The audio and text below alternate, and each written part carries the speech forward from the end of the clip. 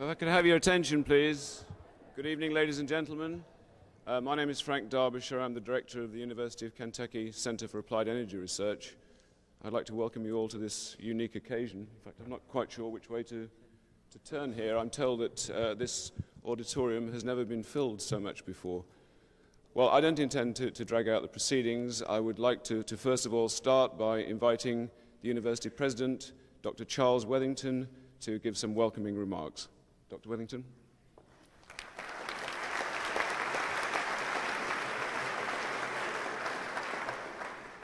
Thank you, Frank, and ladies and gentlemen, thank you for being so patient.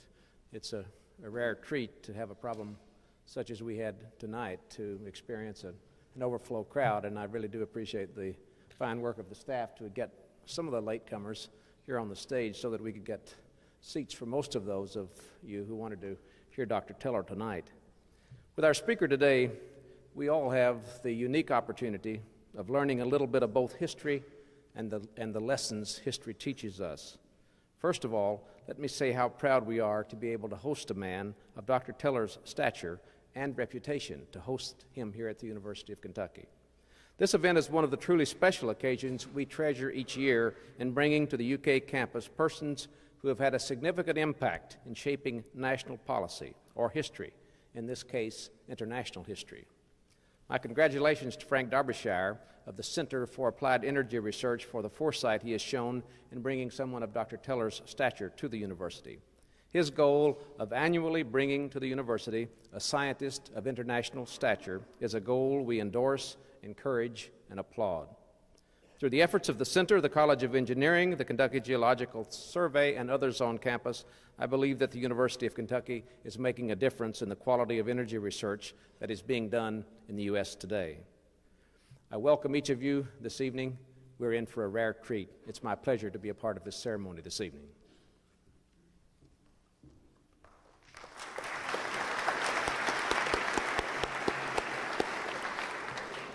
Thank you, Dr. Wethington. I'd now like to ask the Vice President for Research and Graduate Studies, Dr. Fitzgerald Bramwell, to make some opening remarks.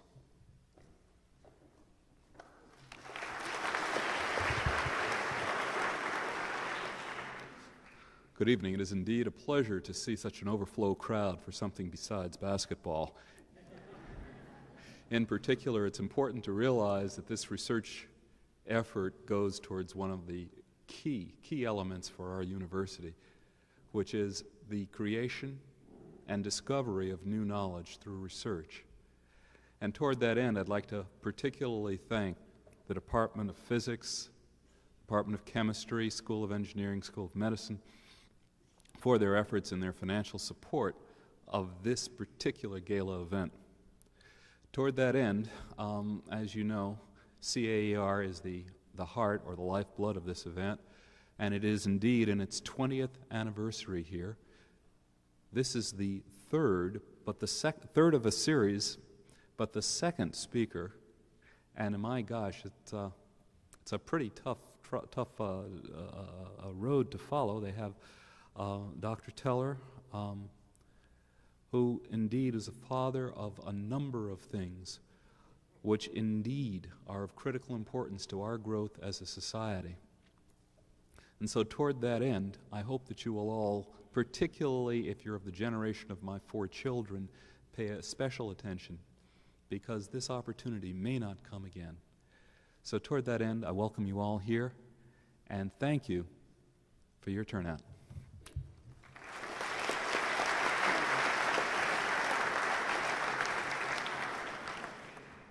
My last duty is to introduce Dr. Bertrand Davis, who's an Associate Director at the Center of Applied Energy Research, and he is the person who was so instrumental in bringing Dr. Teller here, and he will make the introductory remarks.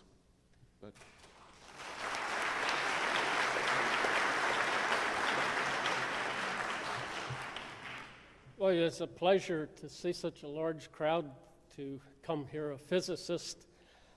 He dates back to what most of you have heard as the beginning of quantum mechanics and the application to atomic spectra. As an aside, he worked on weapons and that is what he will describe tonight, the history of nuclear weapons. And in this instance, the speaker has a longer history than nuclear weapons, so it's a pleasure to introduce Dr. Edward Teller.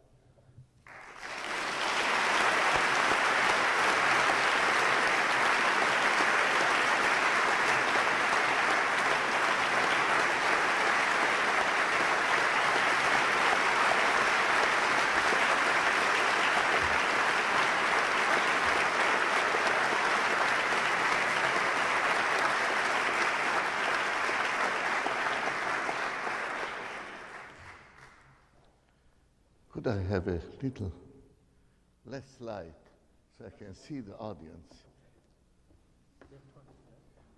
They don't want to see me, they want to hear me.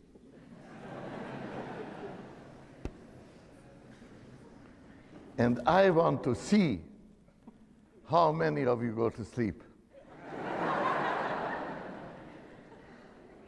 I will try to talk briefly about a very many-sided subject. I obviously will be quite incomplete. I hope that when I stop, and I hope I will, I hope to have plenty of questions. The questions need not be polite. The questions need be short. And I will promise you to answer every question, to give you an answer whether I have one or not. So believe everything what I give in my talk, and believe my answers at your own risk.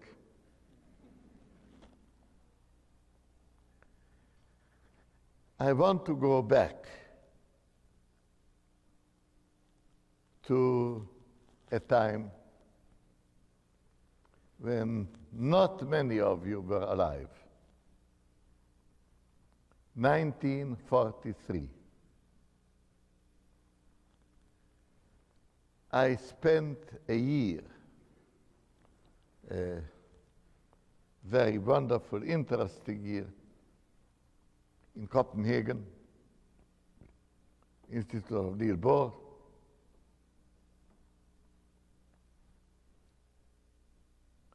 Came back to where I was supposed to be in London, and one of my Hungarian friends, whom I have known, was a little more than 10 years my senior. I have known when I was a high school student. I hope you have heard about him. His name was Leo Szilard, S-Z-I-L-A-R-D.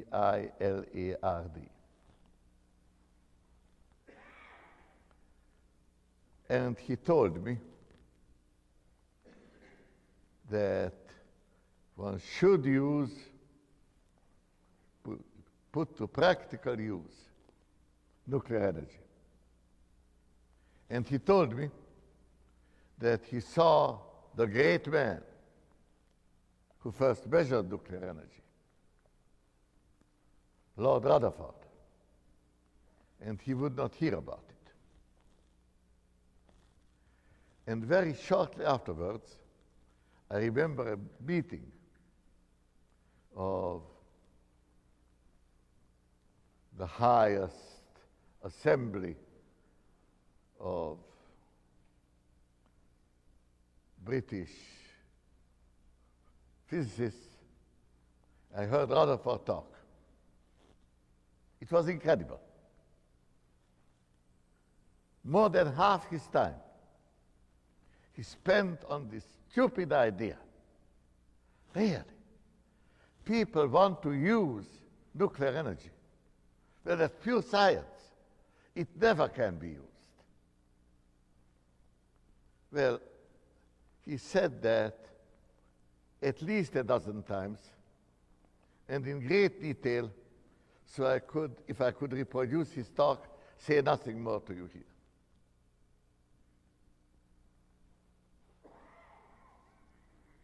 Szilard actually had some concrete proposals that did not work out. 2 years later, 1945, I found myself in the United States at the George Washington University, Washington, D.C., teaching physics and doing physics research very happily. And we had an annual conference. And at that annual conference, the great physicist Niels Bohr arrived and gave us the story that uranium splits.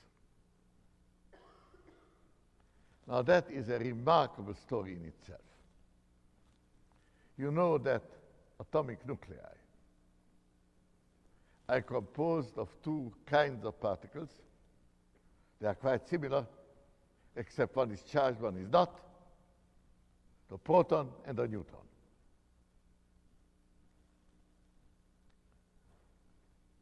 And the story we heard, the preliminary to the story is that when the neutron was discovered, a young, forward-looking physicist, a very wonderful man, in Rome, Enrico Fermi, used neutrons to bombard every element in the periodic table. The neutrons got attached to the nuclei. The nuclei, many of them became radioactive. He discovered scores of radioactivities. But if he bombarded one particle, one kind of particle, sodium or whatever, he got just 1 or 2 radioactivities. But when he bombarded uranium, he got 3 dozen. He interpreted uranium, you know, is the heaviest natural element. And Fermi interpreted his results as his having produced elements heavier than uranium. And for that, he got the Nobel Prize. Now, the funny part of the story is that Enrico Fermi, in his long career, made only one mistake, and that was to believe that he made transuranic elements. And for that one mistake, he got the Nobel Prize.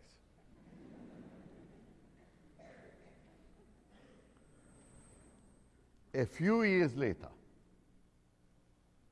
2 German physicists, Hahn and Strassmann, in the Kaiser Wilhelm Institute in Berlin, discovered the truth. Uranium is so heavily charged that due to the repulsion of the electric forces, it is ready to split. Not quite ready.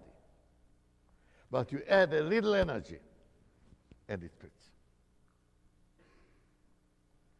That is fission. We heard about it. I could tell you lots more. The point is that when the conference was over, all the guests were gone home. My wife and I relaxed. Telephone, Szilard. When I can see you. Came down in a few hours. He wanted to know about whatever we heard about fission. Because in that process, while the uranium splits, some neutrons might get loose. And then, if from one splitting more than one neutron gets loose, that can cause more than one splitting, and you get more and more, and after this thing multiplying itself 50 times, the whole material goes up. That is the way how to release nuclear energy. And he was right. It was a sheer guess. He told me about it coming down for a visit and seeing a few people on that occasion.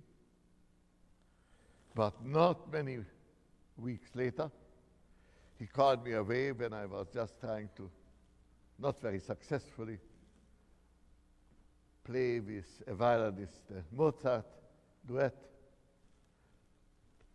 Szilard on the phone, I found the neutrons. Then it was clear it could be done, somehow.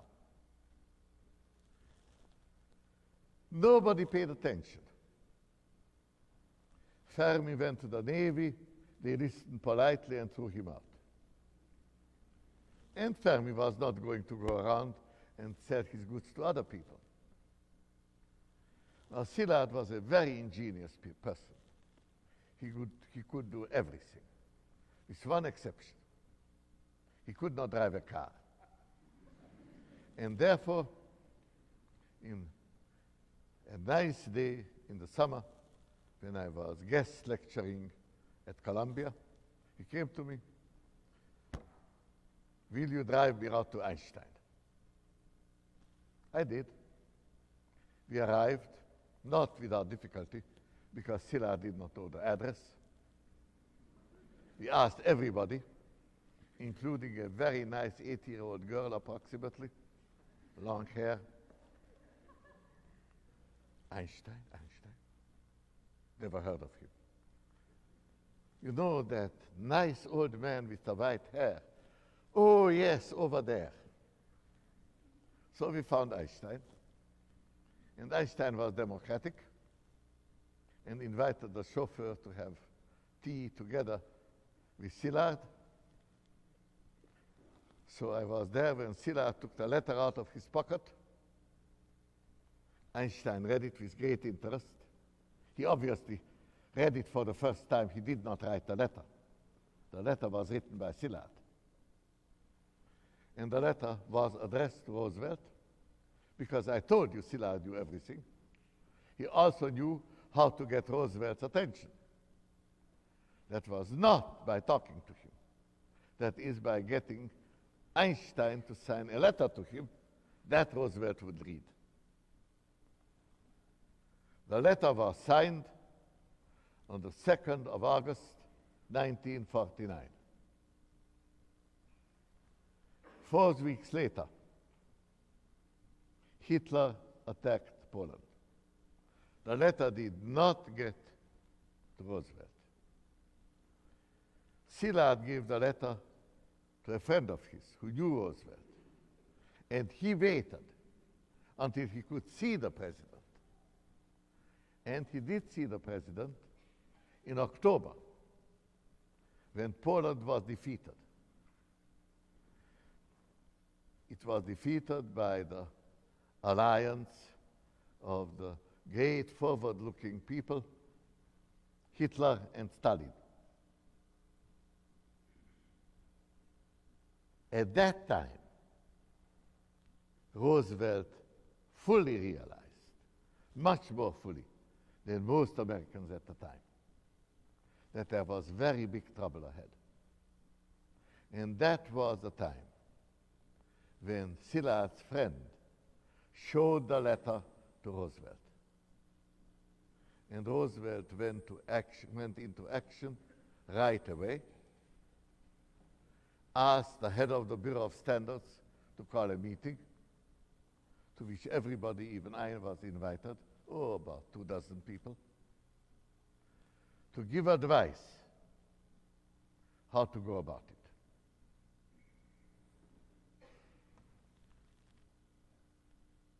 One of the people invited was Fermi. But Fermi said he's sick and tired of the whole thing. He does not want to hear about it.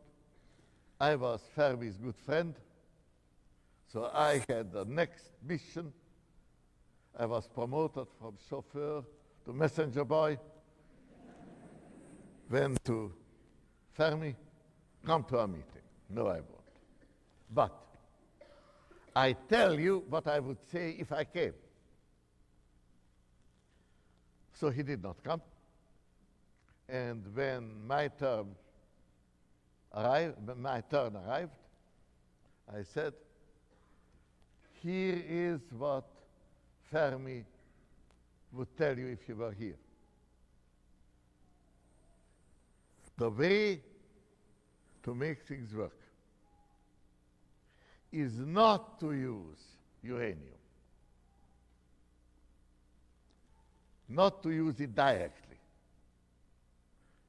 But uranium has two isotopes, meaning two nuclei, two kinds of nuclei, having the same charge, the same chemical behavior, the same number of protons. But the number of neutrons is different.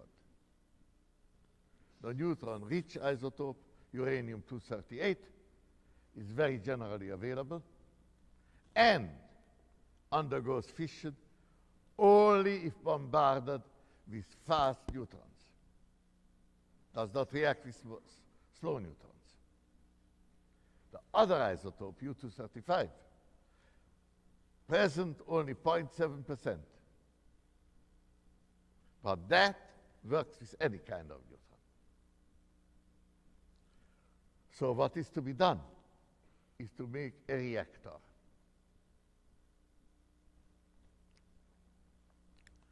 Where neutrons get slowed down and then allowed to interact with uranium.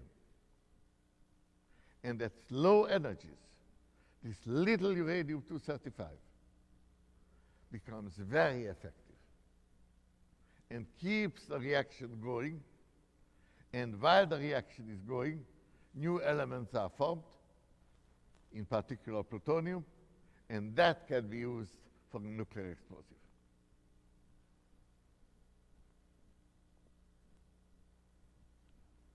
All of this I recited, not because I knew it, but because I knew Fermi. And the armed forces were represented by a colonel who said it cannot be done. And a long discussion. Finally, I had my chance to contribute to it. And again, not my wisdom, but that of Fermi. I said, we want to work on it. We have university jobs. We don't need support. Uranium is dirt cheap, no trouble. But to slow down neutrons, you have to have very pure graphite. Collisions, elastic collisions, by giving recoil to carbon nuclei, reduce the energy. But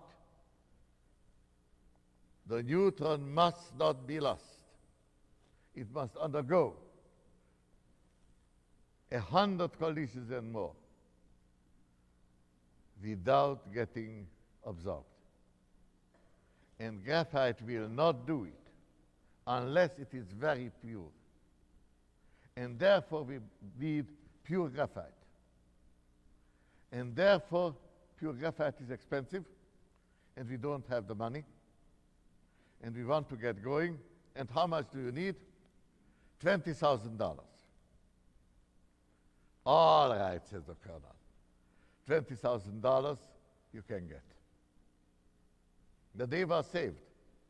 And Szilard nearly murdered me for not having asked for more money. Of course, I was innocent because I was merely quoting Fermi. That is how we got started. I got involved. I had one great virtue. In one respect, I was better than anybody else. The two main characters, Fermi and Szilard, did not like each other. And I was on good terms with both. I was needed because that way Fermi and Szilard could be gotten together. So I was invited into a project from the very beginning.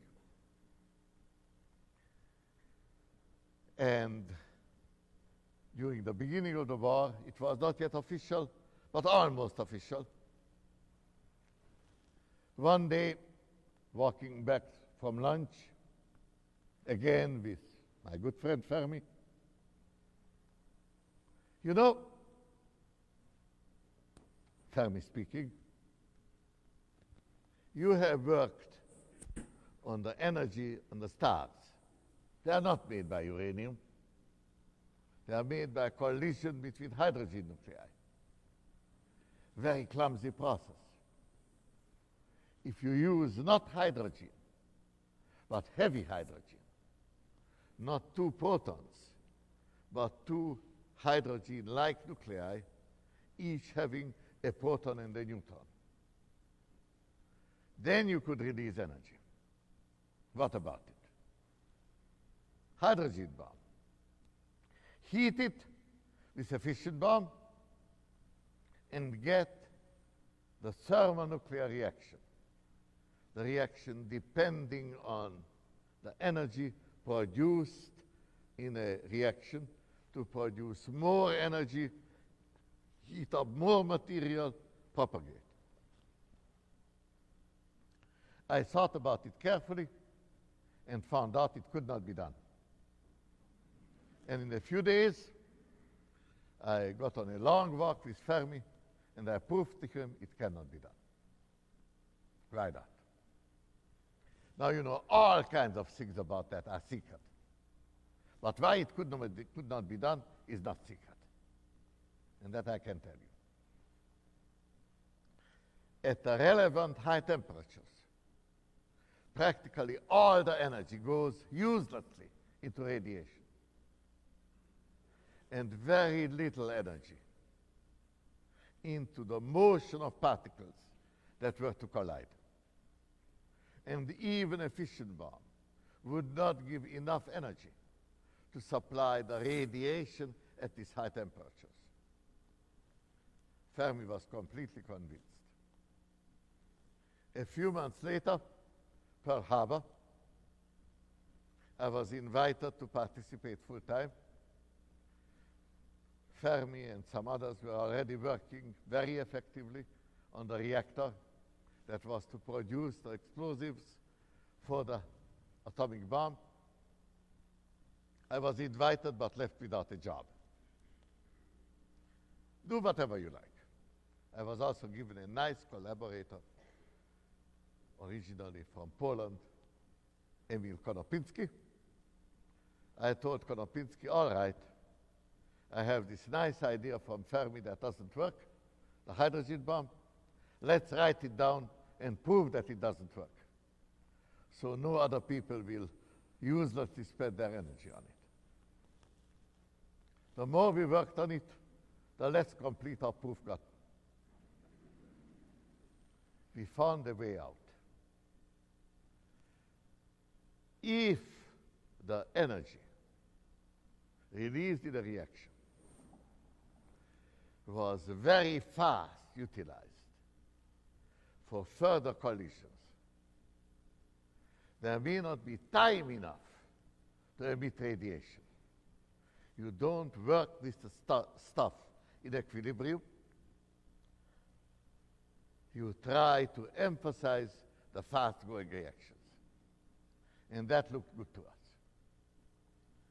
Within a short time, Oppenheimer got the charge of taking care of the theories of nuclear explosions. He called a conference to which I was invited, and Konopinski. We presented the idea, and it seemed so attractive that practically the whole conference was on it. And furthermore, Oppenheimer reported back to the leader of the whole project, Compton, telling him, you know, there is much more in this than just fission. This is much too complicated a matter. We cannot just do it in the existing institutions. We need an extra secret place where to do it. He recommended Los Alamos, and that is how Los Alamos got started. In less than a week, I'm sorry, less than a year, we assembled at Los Alamos. At first, a couple of hundred people. At the end, by war's end, the workers were a few thousand. But not on the hydrogen bomb. Why not? The reason was that the fission bomb turned out much more difficult than we imagined. In the fission bomb, straightforward, if you put together enough material, so before the neutrons could escape, they made a fission.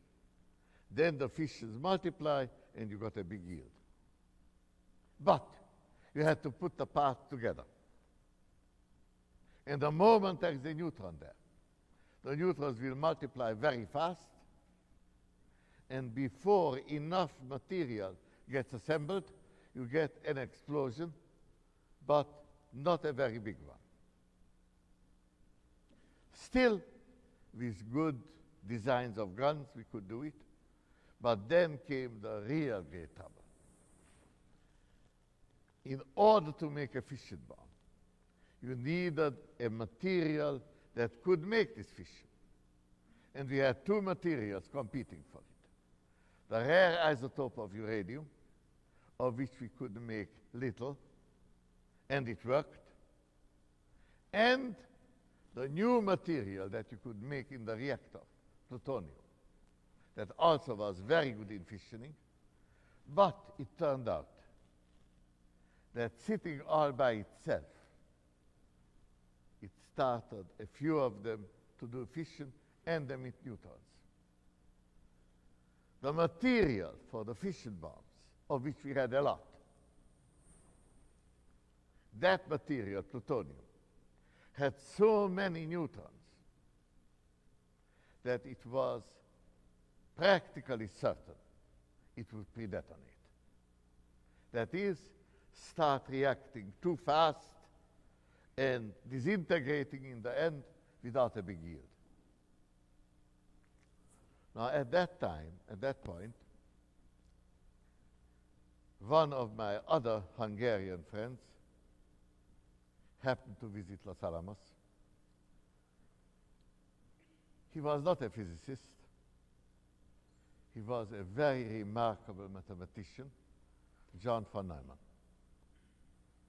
The most important, practically important thing that he did was to, in the field of computers, where he introduced the idea of self-programming, of programs that depended on what you have already found, of computers that almost acted as though they would be thinking.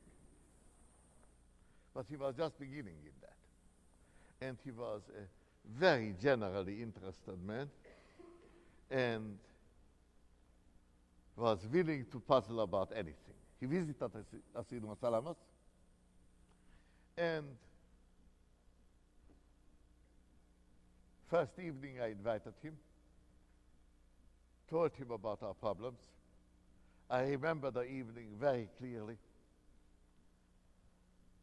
We had little houses there which had badly needed heating at that high altitude, but the heating did not work very well. So it worked, but it gave little explosions, made us jump. And my friend Johnny von Neumann's remark was, I will never live it down if I get killed in Los Alamos by a low-grade explosion.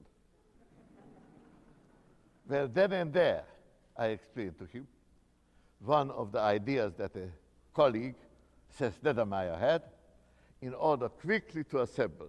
You don't shoot two parts together, you take a shell surrounded by high explosive and then bring it together from all sides. Very obviously called not explosion, but implosion.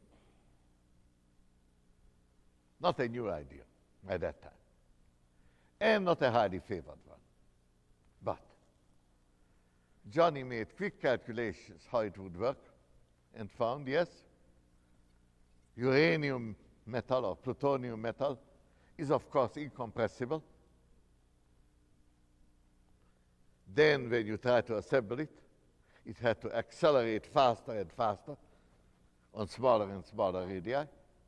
And he calculated the pressure to be 100 million atmospheres at the concentrated innermost point. At which point I said, whoa, I know enough physics that at these high pressures, uranium or plutonium is no longer incompressible. And that was a great thing, because if it's compressed, then less of it is sufficient in order to make an atomic bomb. And we were racing time to make enough plutonium. There was too little of it. The implosion not only made better bombs, but it made more of them at an earlier time. And I must say, we had a remarkable experience. Next morning to go to Oppenheimer, who at once saw the point, and the full force of the laboratory, Los Alamos, was directed toward that implosion. All the details are classified, fortunately, because if that would not be the case, I would talk too long. We had the bomb. I was told that I must tell you what I thought when the first bomb exploded, and that I will tell you. A small number of us were to observe it from a distance of a little more than 10 miles. We were told not to look at it, but I looked at it. We were given welding glasses, and because I had estimates that even resulted in higher yields, I put on an extra pair of dark glasses and the welding glasses and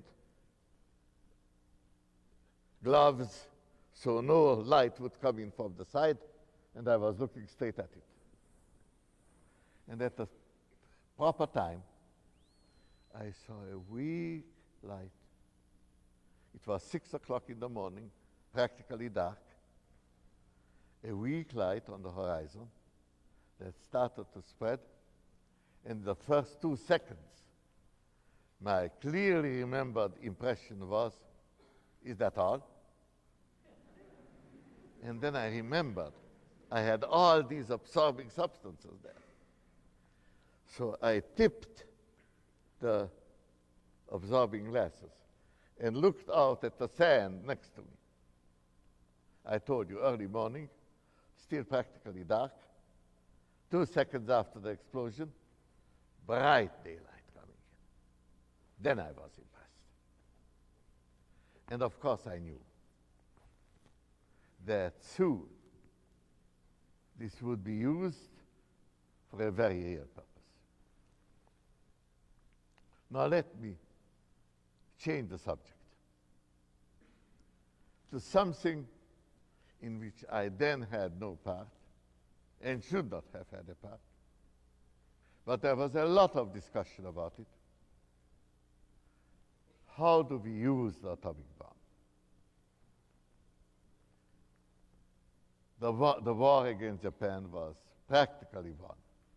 Did we need it? There is a lot written about it now, and there is a widespread opinion that we really need not have used it, should not have used it, that we did use it only because we were afraid the Soviet Union would come in and demand much too great a part of the booty. I think that that argument is wrong. I now know that we could have won the war, not by use, but by demonstration. At least I think that's probable. And in a way, I would have liked it better that way. But to say it was wrong to use the bomb, let me argue the other side of it. The Second World War killed approximately 50 million people. The atomic bomb that ended the war killed a little more than 100,000. That number of people would have been killed, and more, quite a bit more, had the war lasted a month longer. Furthermore, the Soviets did come in before we used the bomb, or about the same time. And they caused the division of Korea.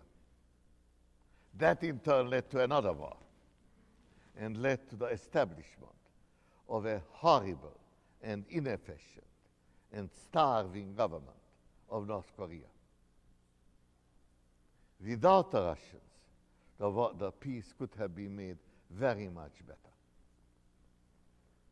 I am not telling you that Hiroshima was fully justified. I am telling you with a lot of emphasis that the argument has at least two sides. Now let me come to hydrogen bomb. Originally, Los Alamos was to pursue the idea of the hydrogen bomb. We were much too busy really to make the fission bomb work. But it was understood that as soon as we succeeded, we would go ahead with the hydrogen bomb. On the day Japan surrendered, the 15th of August, 1949, Oppenheimer came to my office and said, the war is over, no more work, not on the hydrogen bomb, not on anything else. This was a decision that stuck, that I knew would stick. I knew it was hopeless to fight it. I did not like it, but I went back and did pure physics. In the course of time, I felt I should go back and help along in Los Alamos to some extent, which I started to do. And at that time, the Soviets, much sooner than most people on our side expected, detonated an atomic bomb. That was 1949.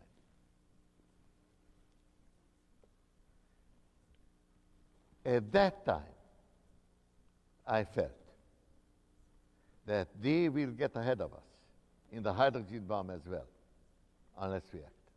And furthermore, it was wrong to stop with partial knowledge. We should work on the hydrogen bomb. We should find out everything about it that we possibly can. The majority of the physicists were against it. They did not want to work for any weapon unless a war so obviously important as a war was with Hitler was going on.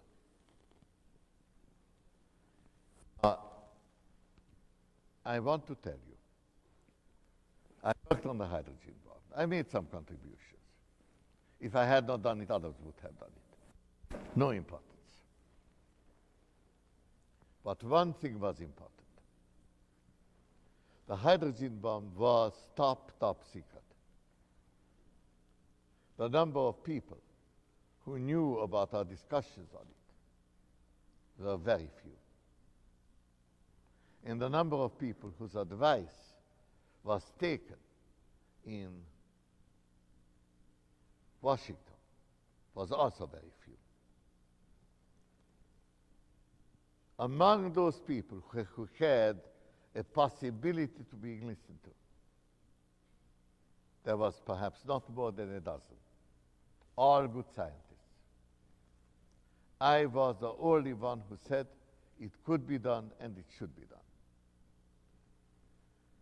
The senator who made the relevant decisions Senator McMahon, asked me to come in and brief him. Before I could do that, a representative of the Scientific Advisory Committee, called GAC, General Advisory Committee, the secretary came to me and said, please don't go to see the senator. Don't spoil the opinion, the unanimous opinion, that a hydrogen bomb cannot be done. It was not an easy decision. And it made my work in physics almost impossible later, because all the good collaboration possibilities were gone. I went and saw McMahon. I did not see Truman. I saw him and one other important person. Truman heard about it and made the decision. Go ahead and do anything you can on the atomic bomb or the hydrogen bomb. Now, the way how that discussion went among scientists is an important historical fact. And I don't want to spend the time that I have already used up. I don't want to tell you more about it, except I want to tell you where you can find out about it. And I would like to recommend that the university here do a little bit of multiplying an important document, which is the April 1st issue of the Bulletin of Atomic Scientists. That was the opinion of the scientists, with a big article of Einstein equating the hydrogen bomb to military dictatorship. I also wrote in it a rather ineffective one, Oppenheimer a short one, Urey a thoughtful one. I think it is a very interesting document. And it shows with how many doubts we started on the job. What did the Russians do? We did not know. We know today. On the atomic bomb, they started out without our ideas. But they had in Los Alamos an exceedingly intelligent spy who was my good friend. Of course, I did not know he was a spy. Klaus Fuchs. He gave a complete design to the Soviets, and the Soviet atomic bomb of 1949 was a very good copy of what we did. But our ideas about the hydrogen bomb were then just developing. That was not transmitted to the Soviet Union. In the end, after a lot of discussion, I had a solution convincing enough so that none of my colleagues and opponents who did not want it to work could say, we don't believe it will work. It was decided to go ahead. It worked in the early 50s, and I in turn went ahead and used this occasion to start a second laboratory in California. I felt that such a second laboratory is needed because in important matters which are not open to general public debate, but is decided by a few people who are clear, who have access to secrets, at least two independent groups should address every problem. And so I advocated a second laboratory in Livermore. Now, about the complicated advocacy of that, I want to tell you only one amusing little support I got, and very big support. The man in charge in California was a well-known man responsible for the cyclotron, Ernest Lawrence.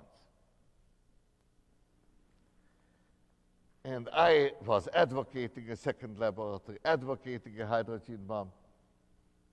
And Lawrence was asked, now, Stella, can we believe what he says? Isn't he exaggerating? And Lawrence, who wanted to help me, gave a wonderful answer, really inspiring. He did not say, yes, trust that teller. He said, I don't know. I sometimes agree with him, sometimes I don't. If teller says something cannot be done, he's frequently wrong. But if he says something can be done, he's always right. Now that was a much more strong support than I could have gotten by saying I was right. Much more persuasive. And we got the second laboratory.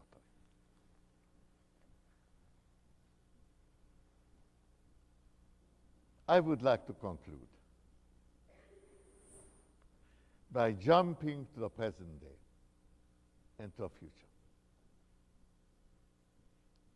The Soviet Union is no more. Why? Because the United States, in the war in the Gulf in 1990-1991, showed that we had the best weapons and could use them. Showed that we could defeat an army 1 million men strong with practically no losses. The Soviet leadership knew all along that we were technically ahead of them. But they thought we were appeasers.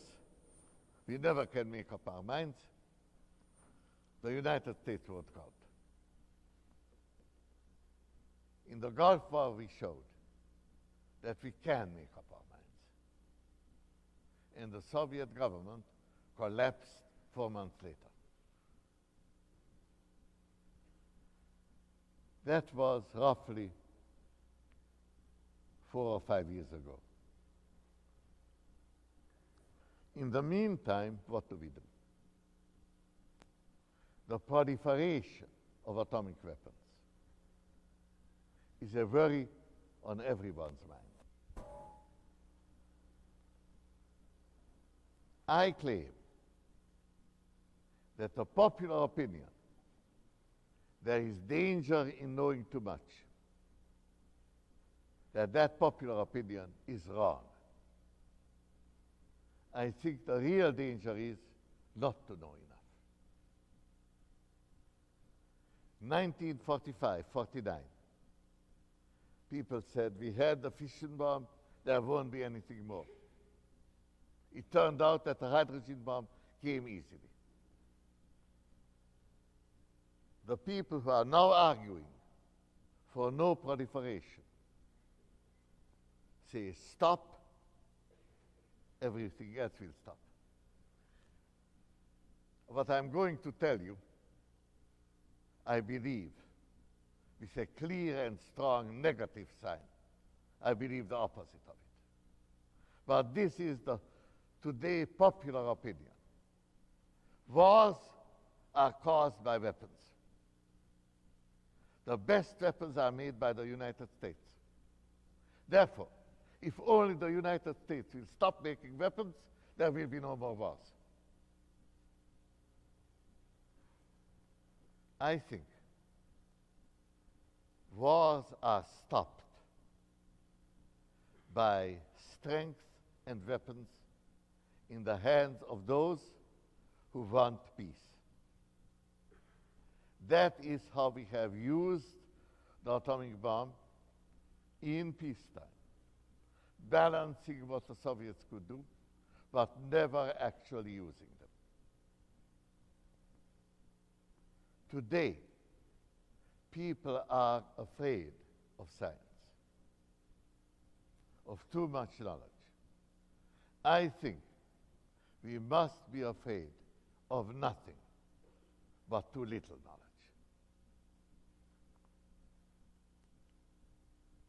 I have with me a cartoon. I really should have made arrangements to project it. Two old men discussing, one having written a long, illegible equation on the blackboard, ending in an equality sign. And the text is, my feeling of responsibility to the community convinces me that I should stop here.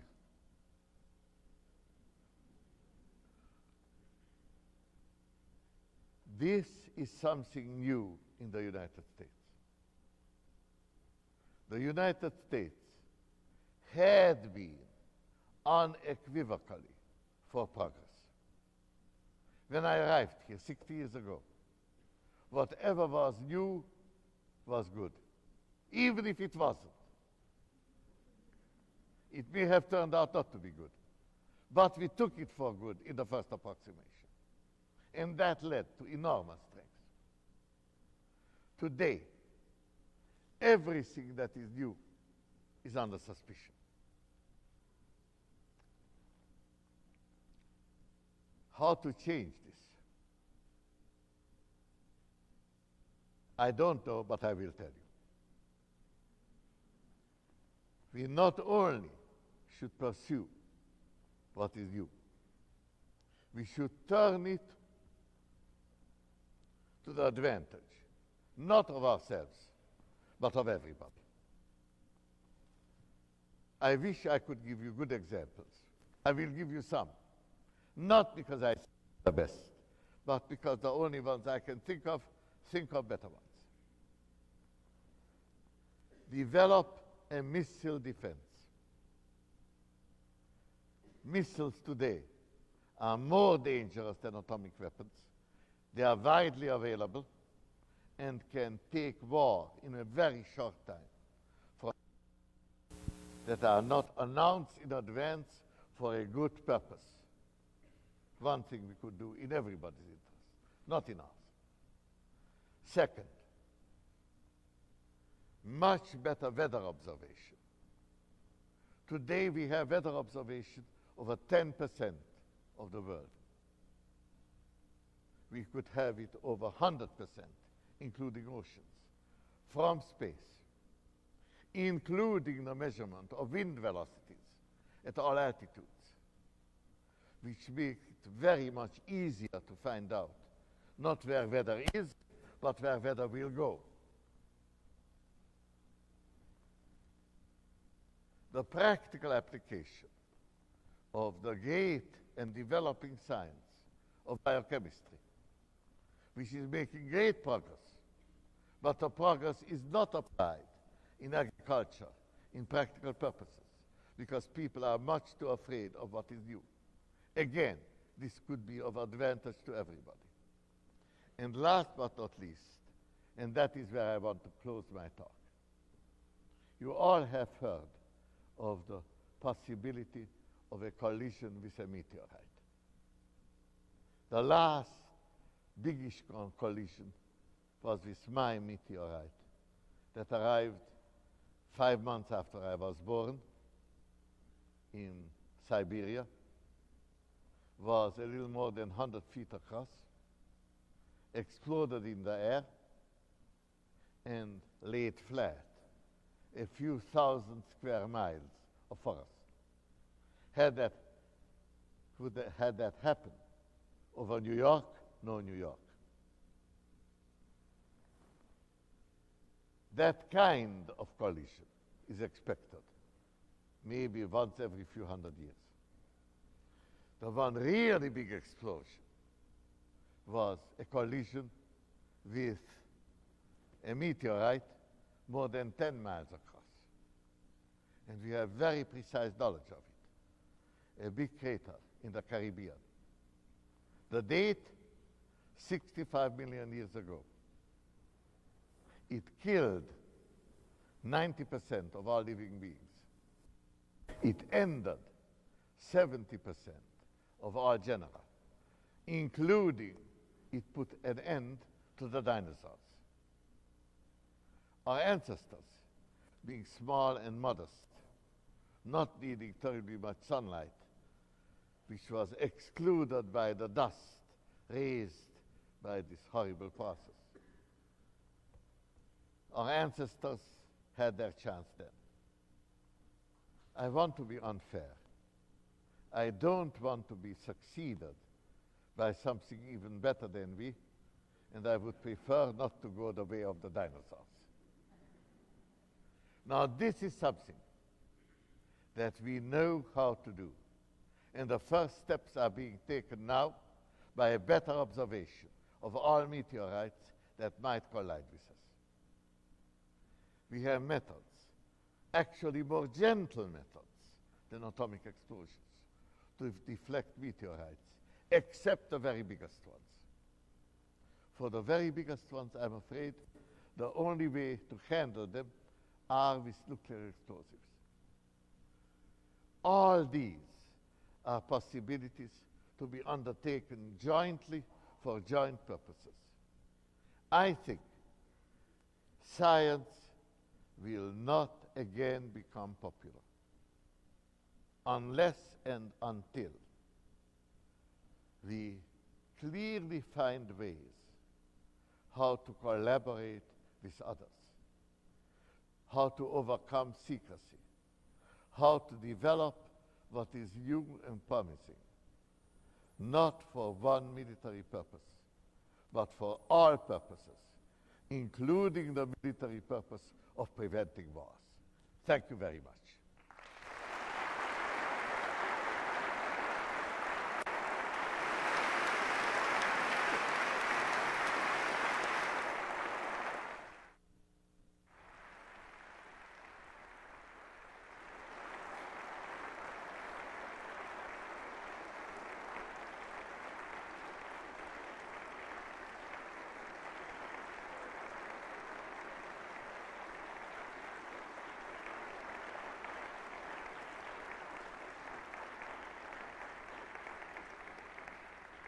Short questions. We have time for a couple of brief questions. If anyone has a question, to come to the microphone.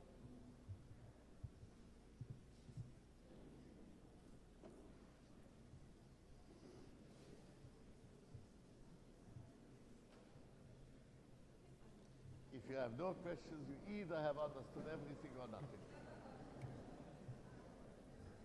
Question?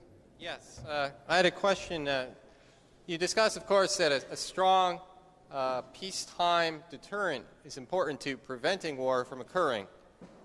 What about the possibility of a suitcase bomb, for example, by a state that we can't identify? Suppose somebody was to blow up a major U.S. city or another major world city, and we don't know who did it. How do we respond to that? Do you have any thoughts? I did not hear the question sufficiently. Could you repeat it? Sure. No, you repeat it. I can come up there and just talk loud. For a suitcase bomb that we don't know who caused it, how do we retaliate? Look,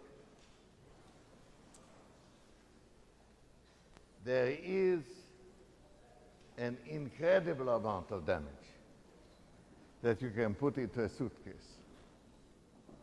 Not only a bomb, biological agents. The defense against a suitcase bomb exists.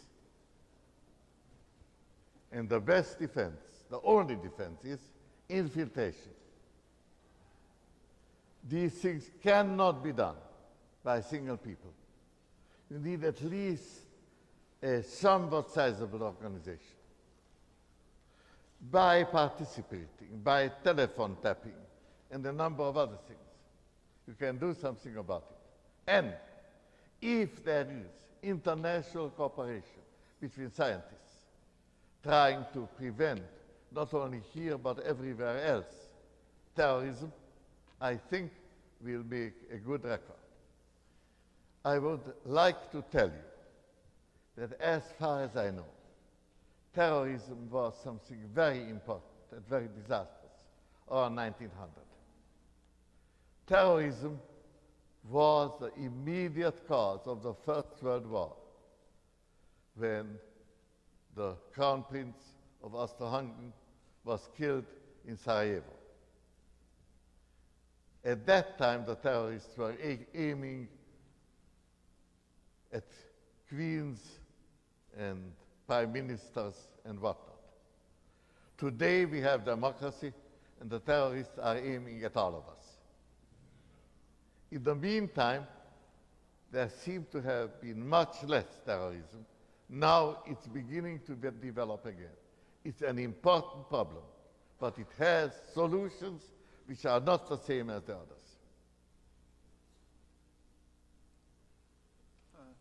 Given the recent shutdown of the reprocessing plants at Hanford and Savannah River, and the slow shutdown of the gaseous diffusion plants, and the recent non-proliferation treaty that's currently being signed and ratified, what do you think is the future of U.S. weapons development and deployment?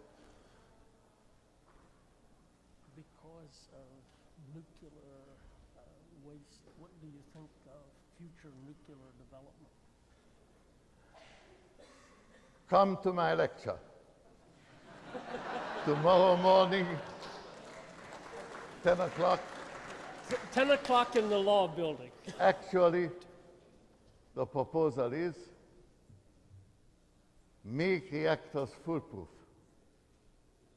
by the only possible way: exclude the fools. Everybody, including you and I, are foolish. And we can be foolish in a very ingenious way. All nuclear accidents have been due to foolish, easily avoidable mistakes. The way to avoid mistakes altogether is to put reactors underground and make them completely automatic. In your presentation, you spoke highly of J. Robert Oppenheimer. I wonder if you'd be good enough to tell this audience the role that you played in the destruction of his career.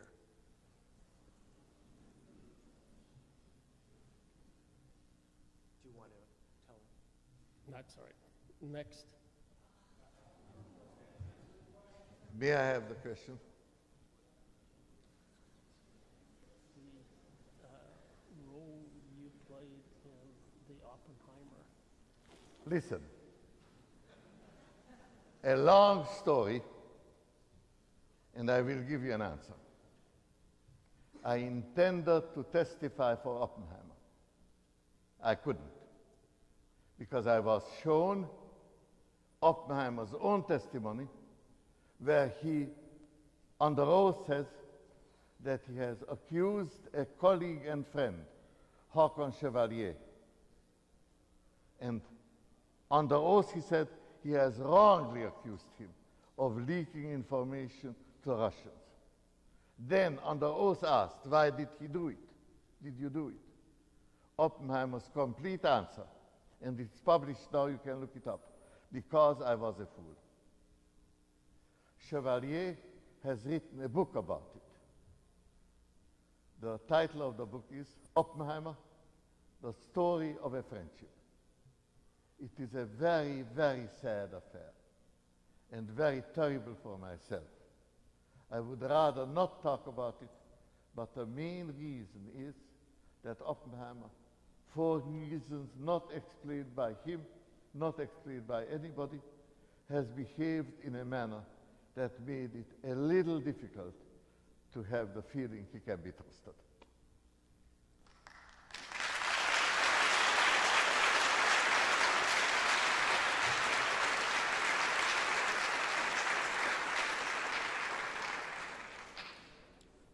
I wanted to ask a little broader question, and that was that there was a book that just came out called The End of Science. And I wonder what you, as a distinguished scientist, has to say about this theory that science is essentially over. I did not see the book End of Science. I have to acknowledge we are now spending maybe 100 times more on science than we did when I was young. For that enormous input, we get altogether a lesser response, lesser effect than we had 100 years ago. Complicated reasons. But I think the present trend not to trust in innovation is the most menacing for science. We must reacquire the taste for what is new, what we should try. I was talking to you earlier today about the polarity of the Earth, and you said that maybe it was due to the meteorites.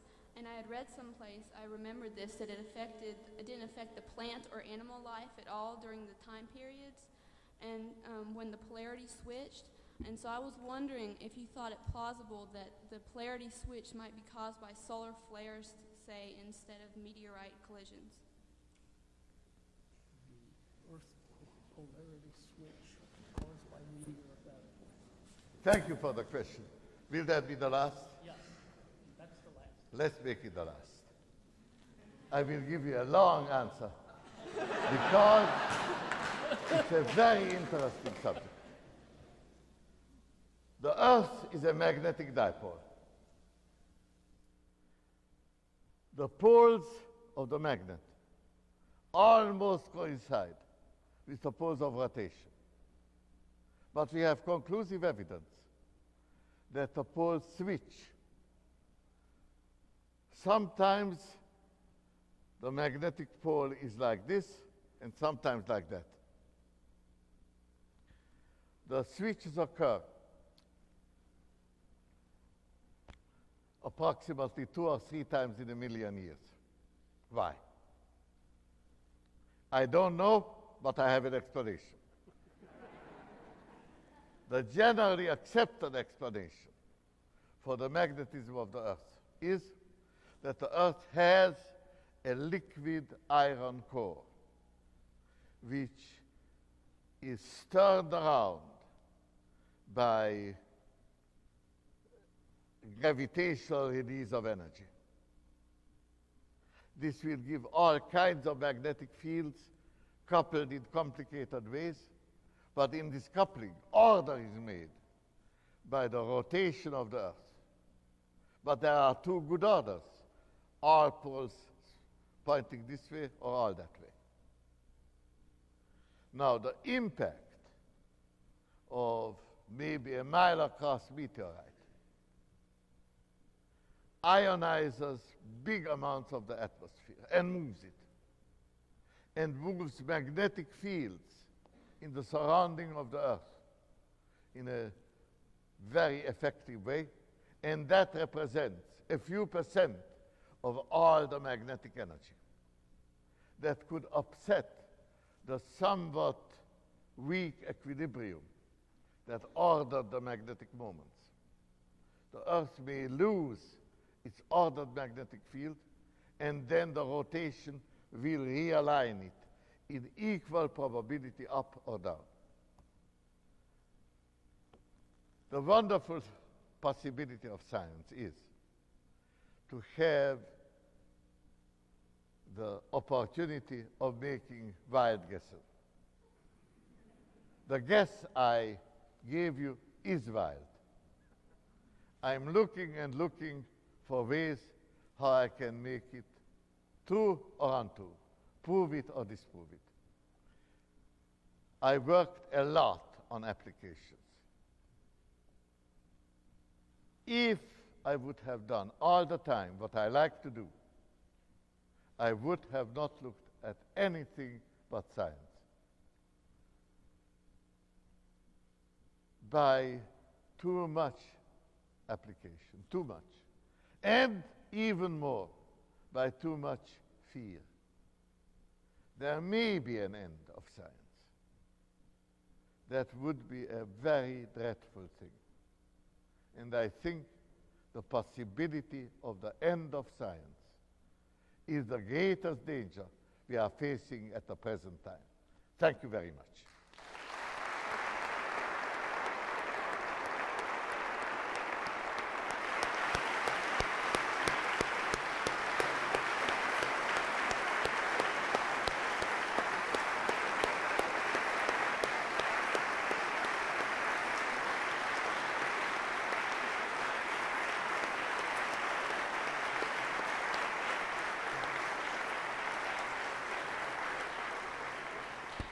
Thank you again.